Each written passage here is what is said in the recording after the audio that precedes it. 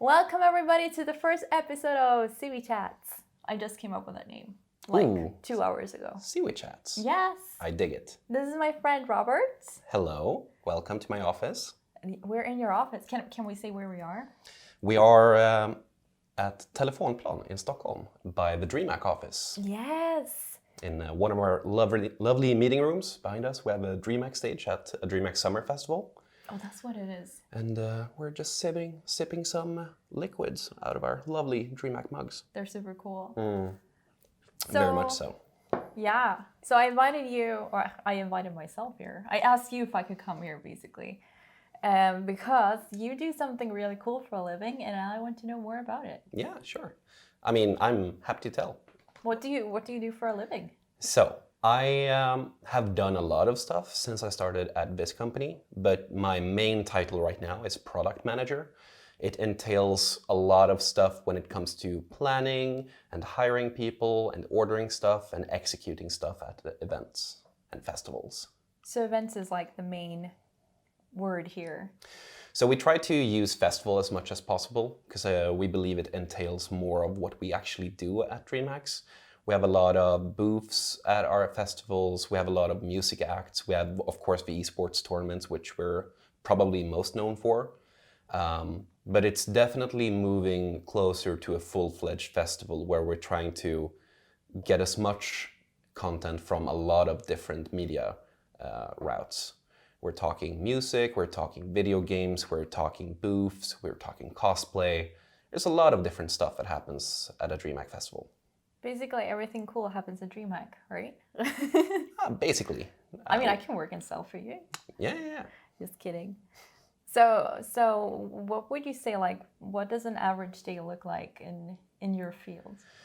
So for me, little known fact, we actually do a lot of planning. I spend most of my time at DreamHack here in the office.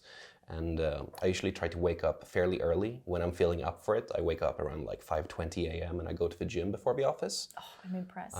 We have a gym that's located right by the office, so I can just like scoot on by, I'll do an hour, and then I'll come in here around like 7:30 or 8 a.m. or so. And then I have a normal day where I sit down, I talk to my colleagues, we do our daily roundup where all of my colleagues who are also product managers kind of round out like what we want to do throughout the day and what we want to accomplish, and if anyone needs any help with something, we can kind of pitch in and see what maybe you have a problem that I've encountered before, and I can come with a good tip regarding on how to solve it. And then it's a lot of individual work, considering a lot of us are, at least for product managers' part, we're doing a lot of things at the same time. So for me, for instance, I juggle 3 different projects at the moment. I just finished my workload with Dream League, which is going on right now, down in Germany. So there's a lot of juggling going on, but normally it's a lot of sitting down, typing, emailing, kind of boring stuff. But the interesting part is when we get to the actual festival, and you fly over to either it's America or right now where it's Leipzig, for instance, in Germany. We go over like fairly early on in the week. We usually arrive, at least I do, on the Tuesday before an event when we open up on the Friday. And then we build up on the Wednesday and Thursday. And some people have been there, a week earlier than I arrive. But it turns out that we usually arrive and things are usually fairly smooth as long as the internet gets delivered and we pack up our stuff and we mount the stage. And, on Friday morning, we are good to go with the big old show. I mean, we're trying to innovate like with every event that we do. Like different festivals have different needs. So like a DreamHack Atlanta, for instance, in Georgia, in the US would look completely different to, for instance, a DreamHack Seville that's in Spain in December. So there's a lot of planning that goes into like what goes where in terms of like the puzzle of that is eSports tournaments that my associates or colleagues work with here at DreamHack. And then there's a lot of scheduling stuff like who does what when. So on the big picture, it's definitely like a lot of what makes sense to DreamHack Summer, what makes sense to DreamHack Anaheim, and we try to cater to that as good as we can. That's super cool. Honestly, though, like I've been going to DreamHack for a few years. I'm saying a few, it's like getting close to 10 years now, I think, which is crazy. But I just had to say, I feel like it keeps evolving all the time. And I don't think that could ever happen without people like you working and just innovating and coming up with cool ideas and making them happen. Because it's one thing to have cool ideas, and it's another thing to actually be able to make that into reality from what you see in your mind. Mm. Yeah, but I mean, we always try to discuss things in our postmortems, our evaluation phase of every project, where we sit down and we kind of go over what worked, what didn't work, why didn't it work. And we try to evolve every single product that we do, product being, for instance, a DreamHack festival or an eSports tournament. Like, what can we do to make it better? What can we do to improve the bits that maybe weren't perfect, or things that just could be better? Yeah. And there's always room to improve in my experience. You're never finished with any work. It's a lot of slow and steady wins the race when it comes to improving like a large scale festival event and all of its components. It's a lot of thinking, considering, and of course trial and error. I bet. I mean, I'm sure there has been times when things maybe haven't gone the exact way you were thinking. That's actually something I was wondering. Like, is there any situation where things have just gone bananas and you have like had to fix it somehow? So, usually with the things that we encounter at events, it's a lot of inventory check-in. For instance, if a shipment didn't make it, if we've ordered something to arrive at a festival and then it didn't show up, we need to make sure that we have the resources to manage the lack of equipment, for instance. Or if we're in the middle of a tournament and the internet goes down, do we have redundancies for that? If we have an open tournament where we have all of the tournament PCs catered to the players already mounted up, but we haven't updated the PCs, do we have a plan for that? There's a lot of like small stuff like that that definitely it goes a lot into the planning phases of working here, and a lot of them can probably be avoided with fairly minimal hassle. But a lot of the big issues are things that we usually can't really foresee, that kind of just occur when we're at the events. Stuff like, maybe an airline has gone under, or maybe there's a huge strike and you're trying to get people there in time. Or maybe someone's sick and didn't call in last minute, and you gotta fill their spot. Like for me as a product manager, on paper, if I do my job properly in the planning phases, I shouldn't necessarily need to be hands-on during the events. But of course, there's always something to do, and there's always something that you can help out with. Yeah. Back when I used to be a StarCraft 2 admin, for instance, we were in DreamHack France, in Tours, and it was a great tournament up until when the internet went down. Oh no! And unfortunately, we were also slightly understaffed, so it was me and my colleague and the 96 players who were on site who were just kind of, asking, like, pulling your arm, asking like, hey, when's the internet coming back? Wow. And moments like that is when you have to kind of remain calm and, keep emphasis that we're looking into it. My colleague who runs all of the internet at DreamHack and is in touch with the internet supplier is talking and trying to solve it as soon as possible. But in those occasions, it's very important to remain confident and try to assert calm. Because the moment that you feel that you're losing control, especially if you're in a position when you're dealing with pro players or attendees or even your colleagues in some certain instances, it's important to kind of be that calm person in the room, to try and just assert that feeling that it's going to be okay, we are working on it. And I think the big help that I've learned is just trying to be that person when things do go wrong. Like, okay, this happened, but what can we do about it? What can we be proactive about? What can we do to solve it right now? And like big challenges are just challenges that feel very big when they're happening. Of course, some things are bigger than others. Catastrophic failures maybe do happen, but it's nothing that's impossible to solve. It's just about piecing together the puzzle and then trying to make it work. Yeah. And almost every time it does work. So about esports players. I mean, I don't know about you guys, but I've been a fan of esports for a long time, and for me, like StarCraft 2 was like the coolest thing when I started going to DreamHack, and just seeing your like favorite players like Whiterun and like Thor, Zane, everybody walking around. I would get their autographs and stuff as well. Are esports players in general demanding? I feel like there's a certain level of players that requires some catering to, but that doesn't necessarily mean that they're demanding per se.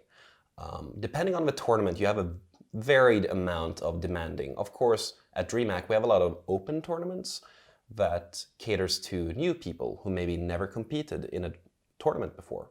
And you got to be very understanding and lenient, and you got to be very calm with those people. They don't know the structure of how a tournament runs. They don't know when to be, where to be, how to be. And a lot of those people, it's a lot of training while doing. Like they arrive, you teach them. Yeah. They ask questions, you tell them. Whereas some pro players obviously have that backbone built in. Like they've been to tournaments before. They know what's to be expected. They know where to be, how to be, and when to be. And they are simply better at the basic and fundamental stuff. Of course, when you're also a pro player, there's a lot of stress that goes on. It's your living. Like it's your main source of income for most of it. And of course, they're going to be more demanding when it comes to, how the table is, and the monitor and the PC and all of that stuff. But a lot of that is things that we can take care of before we even go to the event, by knowing that, these players in Rocket League or League of Legends, they have a certain requirement level that they expect us to deliver. And we need to make sure that we can come and deliver on those expectations. And if we do that, and everything goes smoothly, there's no cause for a ruckus. Like we know that we can deliver on the expectations that a lot of the pro players have. I wouldn't say that any pro players are divas. It's just that depending on the expectation level, you got to be ready to prepare even more to meet those expectations.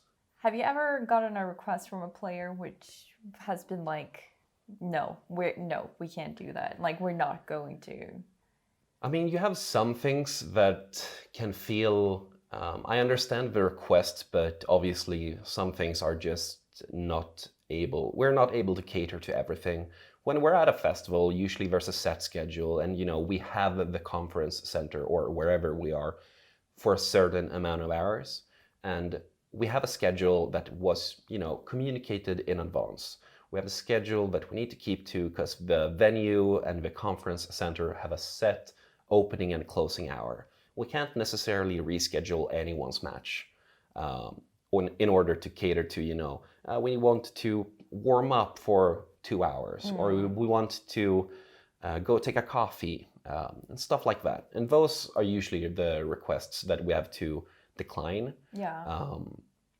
But a lot of the other requests are things that, can we go up on stage with our photographer? And like, due to safety, depending on the stage, no, you can't. Because, depending on the scale of a tournament, we have, our own camera photographers that are taking the shots that you see of the players in the Twitch stream, or our own still photographer who's taking still pictures to use on social media. And we need to make sure that they are able to work in a safe and good manner as well. And that also includes, letting them know that they own that area and not that anyone can just go up there. Yeah, of course. Yeah. But in terms of like unusual requests, I think a lot of teams these days are fairly good with knowing what's kosher and what's not. Yeah. Obviously, some people have weirder requests than others, but I think in general, a lot of people are just very understanding of the type of tournaments that we run at the festivals, and they kind of know what to expect and what we can't and can deliver on. Yeah, that's really interesting to hear. I feel like generally for esports events, people are quite considerate towards each other. Of course, it's like still this kind of, I mean, there's an environment where you compete against each other and your opponents, but I feel like in many cases you still have an understanding that the organizers are doing what they can. And as you said, like if the internet goes down, it might not be in your control to fix it. You might have to wait for somebody to get to that. There's definitely a level of good faith that you have to build up with the people that you work with. So for instance, I believe that we have a good level of good faith with the communities that we work with when it comes to tournaments. And I think that's a lot to our own credit, that we always try to go the extra mile and make sure that the problems that are observed or the issues that someone sees are, we go through the motions of trying to fix everything. We go through the motions of trying to exhaust every possible outcome to make sure that we have, tried to solve it to the best of our capability. That doesn't necessarily mean that the outcome is always optimal, but we want to make sure that people can see us as a company that goes and wants you to have the best experience possible, even if it means that we have to, jump through a couple of extra hoops, or we need to, check that program in extra time, or switch out an extra PC because that one feels a little off. And I think that level of goodwill you have to build up over a long course of time with players and attendees. And I think that's something that we're fortunate enough with. We have a good legacy of people. Like I'm standing, for instance, on the legacy of my colleagues who were here before me. Yeah. And they've obviously gone the extra mile to make sure that everyone's had a good time and that we've contained and had a good level of integrity whenever we're doing tournaments. And I think it's very important to just kind of carry on that legacy. Because in the end, like if people enjoy what you do and they trust in what you say, that's going to go a long way when it comes to, especially for me, who's mainly a tournament organizer. And it's something that I value incredibly, incredibly much. Would you say that esports events are very different to, let's say, like normal sports? I don't know, what would you call it, like normal sports? I mean, if we do the comparison between soccer, for instance, I would say that it's very different, mainly due to how we all are introduced into the world of esports, for instance. I know, for instance, that I love, my first love in esports was StarCraft 2. And it wasn't necessarily something that I just fell into or just like learned immediately from the get-go to love. But it's playing the game, watching the tournaments, and then connecting through online communities. It's the fact that I can talk to a Korean, I can talk to a Ukrainian, a North American person, and we can all share the same interest. And I think it was way more distinguished before, and I still think it is very distinguished in terms of, regular sports having more of a localized scene. And then you obviously, with the growth of the internet, global interests is growing on all facets of the media. And I think normal sports is definitely part of that. But esports, as an esports thing, which is mainly internet-based, it's lovely to be able to connect with so many different people from so many different places. I think that's the main thing that separates us. And it's also the most interesting thing when it comes to DreamHack festivals, because a lot of those people are people that you probably never meet in person. With community programs where you can just sit and chat with people, and then if there's a festival or a tournament at a standalone event, you can go to that place, share interests with the people that you spoke to online, and actually meet them in person. I think that's a lovely thing. I love that.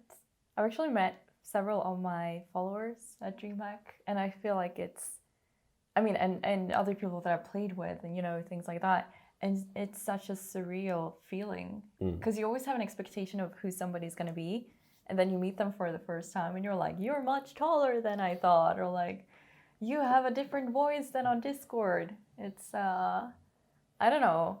I think a lot of people who go to DreamHack make friends for life. I mean, I know for a fact, like, quick tidbit, like we learned to know each other through esports as well. Yeah, we did. And I'm so glad because you're No offense, but you're just one of a lot of people that I would have never met if I That's didn't true. if I didn't work through esports. And it's definitely the biggest gift to my life is the fact that I get to work with so many different people. I get to travel and see so many good colleagues that I wouldn't get to see if I didn't have this job. And it's definitely a big credit to esports as an industry that I get to connect with so many people from so many different places. It's absolutely incredible. I agree. It is one of the coolest things, I think, with modern technology, bringing people together. Because some people have the misconception that games are isolating socially.